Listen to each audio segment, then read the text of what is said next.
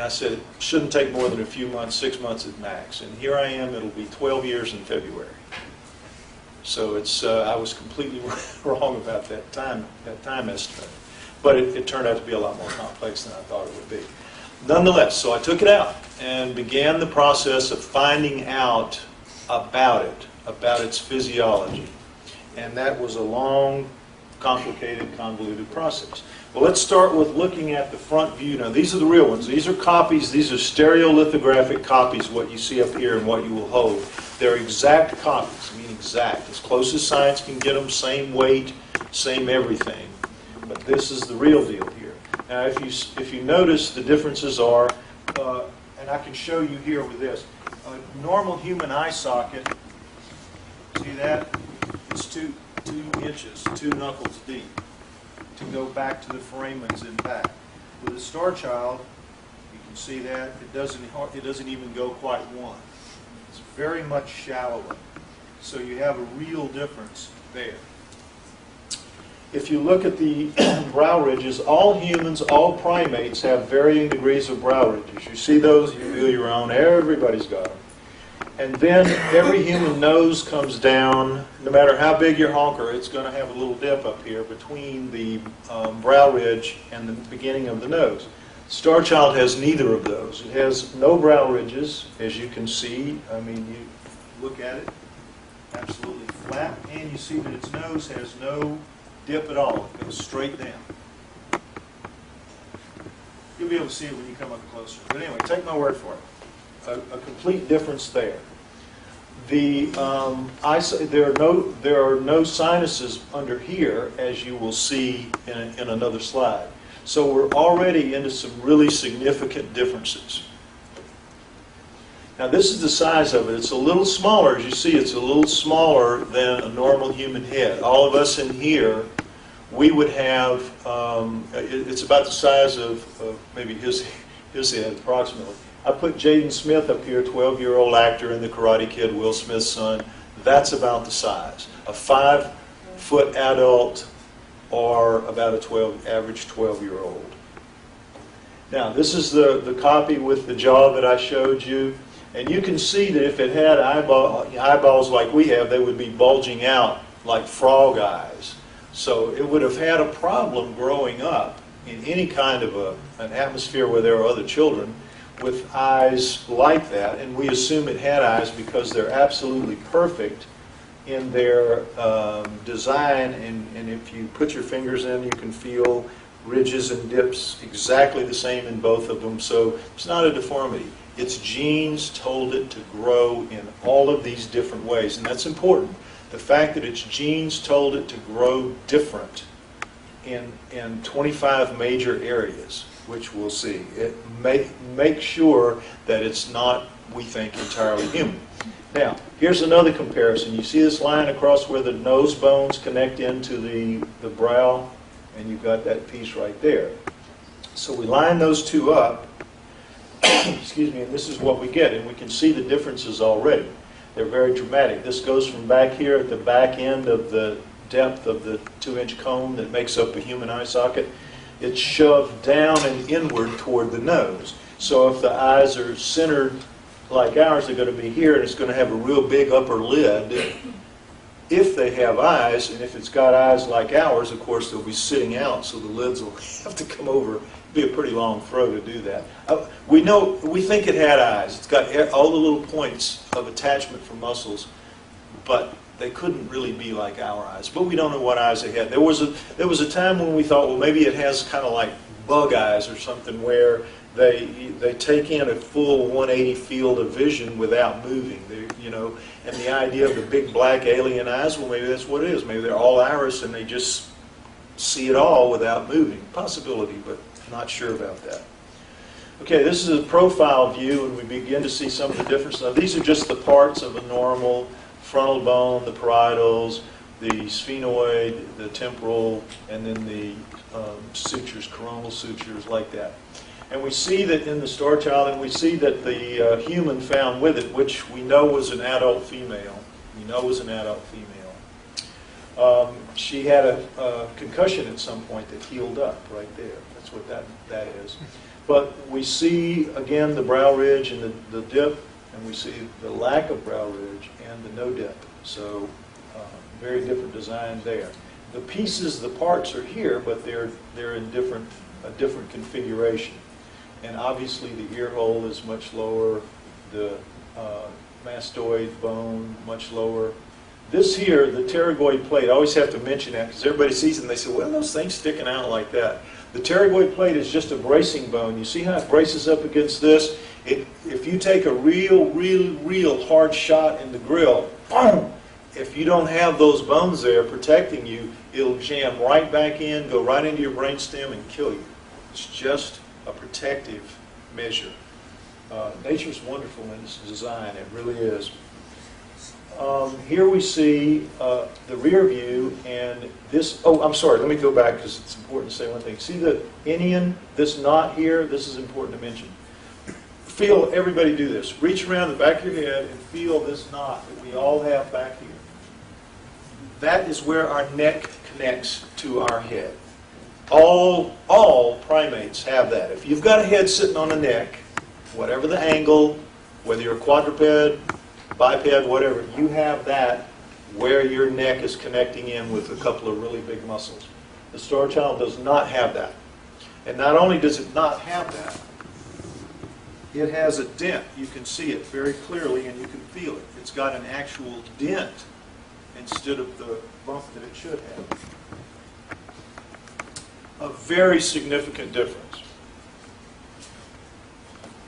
And as you see, it's missing, that's where it is, right there. Now this is the occipital bone of a human, normal human, and this is its inion, this is the bump that you ought to have, and these are the fossa with the big muscle attachment points you see right there. Very normal, parietal, occipital. You see the star child's has been just like stretched upward in a completely different design, and you have this crease. You see the rounding of the crown, we all have that, but the star child doesn't. It has a noticeable, distinctive crease. You can't miss it. You can't miss it. And that's, again, a different genetic code, a different set of genetic instructions coming in to make it grow that way. Here we have a top view, and we see that the frontal bone, this is tilted a little bit, so, but you still see that the frontal area is a little smaller than normal, and the parietals are much bigger. And I always mention as a sidelight that Einstein had a little bit bigger parietals than the rest of us. And he was Einstein, so it can happen. Sagittal suture, this one, the red one, and coronal suture. All right? This is the underside view, as you see, and we see the missing zygomatic arch, cheekbone. And what happens here is your chewing muscles come up through your cheekbones, and they fan out against the side of your head to connect your jaw, and so you can chew and do all the things that you do. When you die and you become a skeleton, that's why both of the lower jaws are gone. It falls loose. It's not really attached to the skull. The lower jaw is not. All right, so you see that the star child is missing both of its zygomatic arches, and they go from these stobs here to there. Boom, boom. And they don't swing out as wide because, as you see, the throw, the angle is much less. It's a much tighter, much thinner face, and that indicates, again, that it had a much smaller face. This part is important right here, the basilar part, because it helps tell us that this female was at least over the age of 25, and more like, because of the wear on her teeth, she was 35 to 45 when she died, according to people who know how to judge these things. We do not know how old the star child was when it died. We thought it was a child initially, but then later, as you will see, we found out that it wasn't. But nonetheless, this bone right here is called the basilar part, and it is the last bone in the skull to fuse. It fuses between the ages of 20 and 25. Everything else is fused with that. So that would be an indication that the star child died before the age of 25, or because that's not a very good fusion point, it could have been knocked out along, if enough force hit it to knock all this off, that could have gone with it. So it doesn't really imply an age, and we can't say. This is the neck this is where a normal human neck rests, through this area right here. And we see the difference in the star child. It's very much compressed and ovalized to about half the size of a normal human neck. A very different neck and in a very different position, as we'll see later. This is where the connection points are, the fossa for the star child, because it's not up here at the inion. The muscles connecting the neck should go up through here, as they do with the human, as you see. All this area, and you see the star child is that much smaller. Again, very small neck. These are the zygomatic arches, cheekbones, and you see the small difference in the star child. Very much tighter, narrower face, as I said. Balance points of the craniums. Now this is interesting and important to understand. A human being is balanced well back of center, of the center point. It's like a fat kid and a skinny kid on a seesaw. And the skinny kid is the cause because we're hollow up here. We have big frontal sinuses in here. We have those big deep eye sockets that you saw taking up a lot of room. We have our nasal passages. We have our mouths. So from here forward, there's a lot of empty space. And all this is just solid bone and brain back here. So the balance point has to be back from center for us to comfortably hold our heads upright on our spines and on our necks. That's okay? You need a break here? No. Now, with the star child, it's dead center. It's absolutely the foramen magnum, the opening where the spine comes in, has been shifted forward underneath by about 1.5 inches. Very noticeable.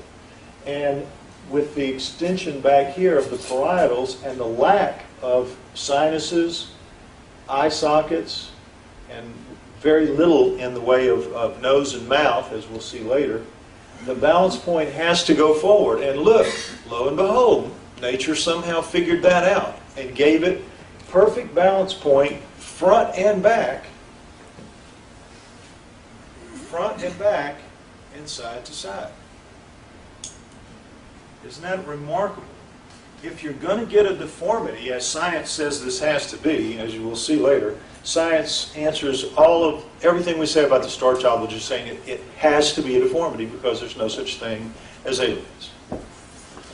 And so if it's going to be a deformity, how would the deformity know to do all these things different and yet make it all mix perfectly? Now, this is really interesting. When I took it finally to a brain specialist who would talk to me, and understand, when I would take this out to specialists, it was I would get maybe 1 or 2 out of 10 that would even talk to me and tell me anything. And most of them would say, okay, well, I'll tell you what I know, but you can't use my name. Very few would let me use their names because there is an absolute restriction among mainstream science for having anything to do with certain forbidden subjects like UFOs, like aliens, like Bigfoot, like hominoids in general. Anything like that is verboten, and they have to think long and hard before they'll even talk about it, even in private, even with a guarantee that you won't reveal their name. They're still afraid to do even that much. That's how vicious are, the